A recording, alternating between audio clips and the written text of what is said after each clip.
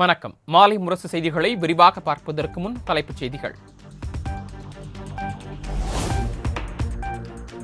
அதானி நிறுவனம் வெளிநாடுகளில் உருவாக்கிய போலி நிறுவனத்தில் செபி தலைவர் மாதவி புஜ்க்கு பங்கு. அமெரிக்காவின் ஹிண்டன்பர்க் ஆய்வு நிறுவனம் பரபரப்பு குற்றச்சாட்டு.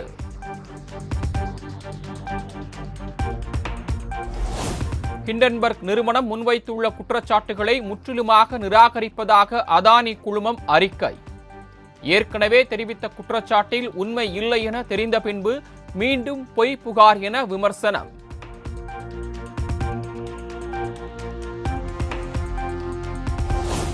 ஹிண்டன்பர்க் முன்வைத்த குற்றச்சாட்டுகளுக்கு செபி அமைப்பின் தலைவர் மறுப்பு.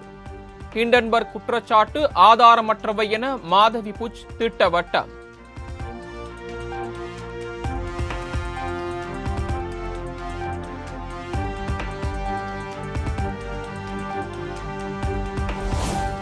ஹிண்டன்பர்க் விவகாரத்தில் நாடாளுமன்ற கூட்டுக்குழு விசாரணை நடத்த வேண்டும். அகில இந்திய காங்கிரஸ் கமிட்டி பொதுச் செயலாளர் ஜெய்ராம் ரமேஷ் வலியுறுத்தல்.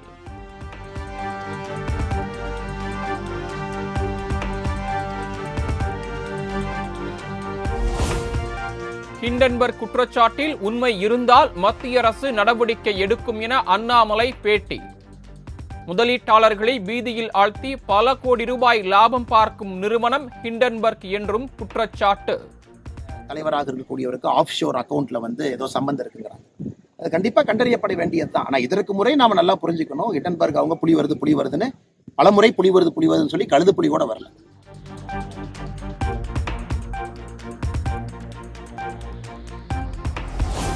சேலம், கள்ளக்குறிச்சி, திருச்சி ஆகிய மாவட்டங்களில் இன்று மிக கனமழைக்கு வாய்ப்பு. இந்திய வானிலை ஆய்வு மையம் எச்சரிக்கை.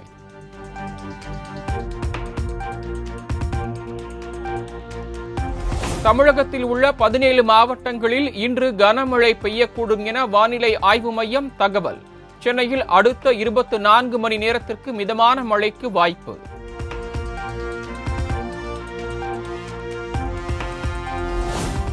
தமிழ்நாட்டில் தென்மேற்கு பருவமழை இயல்பை விட 81% கூடுதலாக பதிவு. சென்னை வானிலை ஆய்வு மையம் தகவல்.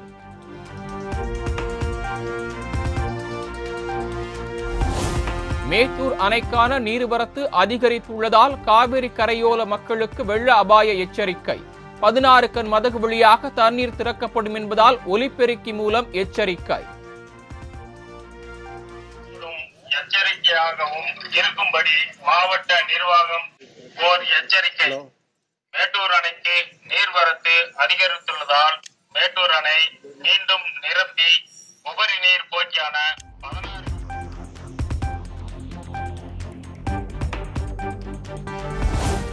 மாலை முரசு நிறுவனர் ப. ராமச்சந்திர ஆதித்தனாரின் 90வது பிறந்த நாள் விழா. திருவுருவ படத்திற்கு அரசியல் கட்சி தலைவர்கள், முக்கிய பிரமுகர்கள் மலர் தூவி மரியாதை.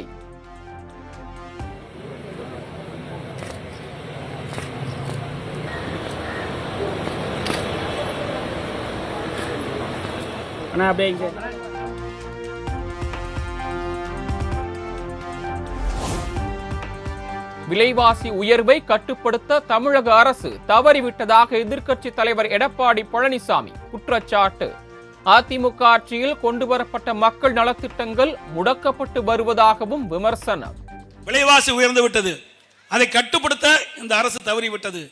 இந்த பகுதியிலே விசைத்தறி அதிகமான உள்ள பகுதி. இன்றைக்கு விசைத்தறியிலே இந்த தொழில் நலிவடைந்து கொண்டிருக்கிறது.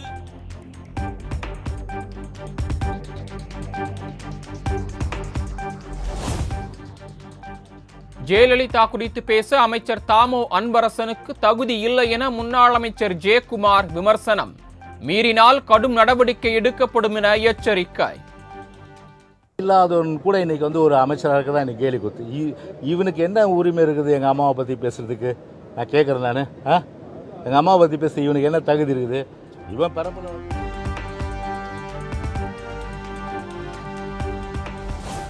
ஆணவ கொலை குற்றமில்லை என கூறுவது அறியாமையை காட்டுவதாக விசிக தலைவர் திருமாவளவன் பேட்டி. சமூக நல்லிணக்கத்திற்கு எதிராக பேசுவது நாட்டிற்கு நல்லதல்ல என்றும் பேச்சு. ஆணவ கொலையை ஒரு குற்றம் இல்லை, அது வன்முறை இல்லை என்று சொல்லுவது ஒன்று அரசியல் அறியாமையாக இருக்க வேண்டும் அல்லது வணிக நோக்கமாக இருக்க வேண்டும்.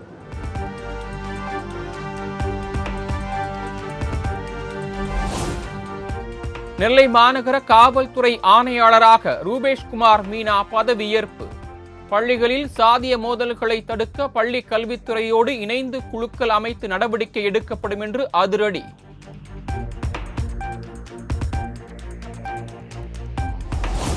அரசு பள்ளி மாணவர்களை கவர்வதற்காகவே தமிழ் புதல்வன் திட்டம் செயல்படுத்தப்பட்டுள்ளதாக சீமான் விமர்சனம். ஆட்சிக்கு வருவதற்கு முன்பு கொடுத்த வாக்குறுதிகளை திமுக அரசு நிறைவேற்றவில்லை எனவும் சாடல்.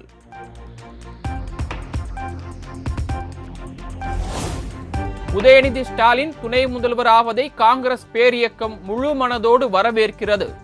தமிழ்நாடு காங்கிரஸ் கமிட்டி தலைவர் செல்வ பெருந்தகை பேட்டி. உதயநிதி ஸ்டாலினுக்கு எல்லா தகுதியும் இருக்கிறது. யார் யாரும் இந்த நாட்டில் முதலமைச்சராக இருந்திருக்கிறார்கள். உதயநிதி ஸ்டாலின் துணை முதல்வராக வருவதை காங்கிரஸ் பேரியக்கம் வரவேற்கிறது.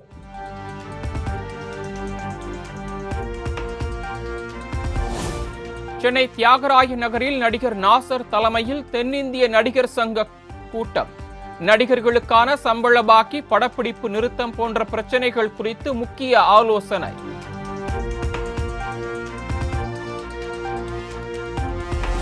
சென்னை அடுத்த ஆவடியில் விஷவாயு தாக்கி மாநகராட்சி ஒப்பந்த பணியாளர் உயிரிழப்பு. பாதாள சாக்கடையை சுத்தம் செய்யும் போது விஷவாயு தாக்கி பலியான பரிதாபம்.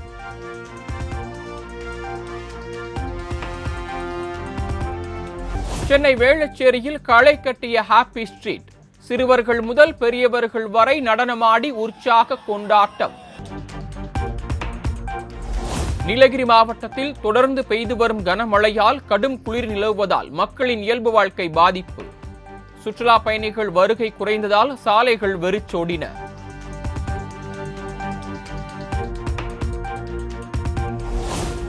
திருச்சி அபுதாபி இடையே இண்டிகோ ஏர்லைன்ஸ் நிறுவனம் சார்பில் புதிய விமான சேவை தொடக்கம். திருச்சிக்கு வருகை தந்த விமானத்திற்கு வாட்டர் சல்யூட் வரவேற்பு.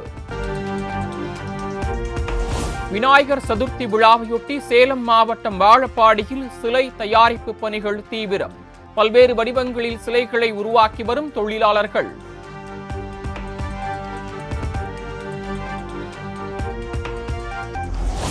குடியரசுத் தலைவர் திரௌபதி முர்முவுக்கு திமோர் லெஸ்தே நாட்டின் உயரிய விருது.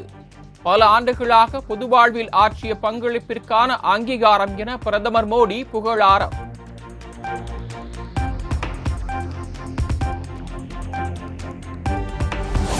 மாலத்தீவில் UPI சேவையை அறிமுகம் செய்கிறது இந்தியா. வெளியுறவுத்துறை அமைச்சர் ஜெய்சங்கரின் மாலத்தீவு பயணத்தின் போது ஒப்பந்தம் கையெழுத்தானதாக தகவல்.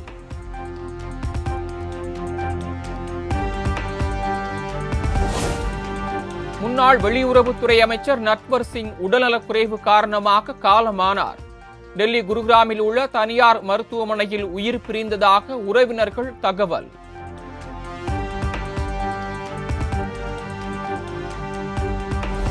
நட்வர் சிங்கின் மறைவு வேதனை அளிப்பதாக பிரதமர் மோடி தனது எக்ஸ் தள பக்கத்தில் இரங்கல்.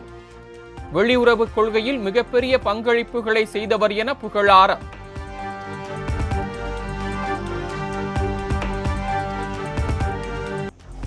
டெல்லி, ஹரியானா, இமாச்சல பிரதேசம், ராஜஸ்தான் உள்ளிட்ட மாநிலங்களில் கொட்டி தீர்த்த கனமழை.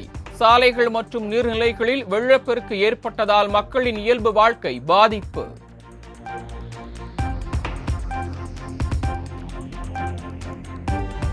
கர்நாடகாவின் துங்கபத்ரா அணையிலிருந்து உபரி நீர் வெளியேற்றும் மதகில் உடைப்பு. வினாடிக்கு 1 லட்சம் கன அடி நீர் வெளியேறி வருவதால் கரையோர மக்களுக்கு வெள்ள அபாய எச்சரிக்கை.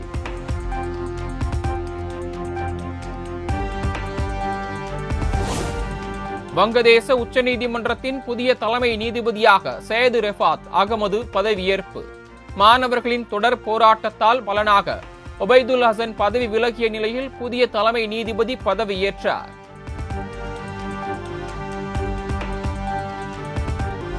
மகாராஷ்டிரா மாநிலம் மும்பை ரயில் நிலையத்தில் நீரஜ் சோப்ராவின் உருவத்தை வர்ணம் தீட்டிய கலைஞர். ஒலிம்பிக் ஈட்டி எறிதலில் பதக்கம் வென்ற நீரஜ் சோப்ராவை பெருமைப்படுத்தும் வகையில் அசத்தல்.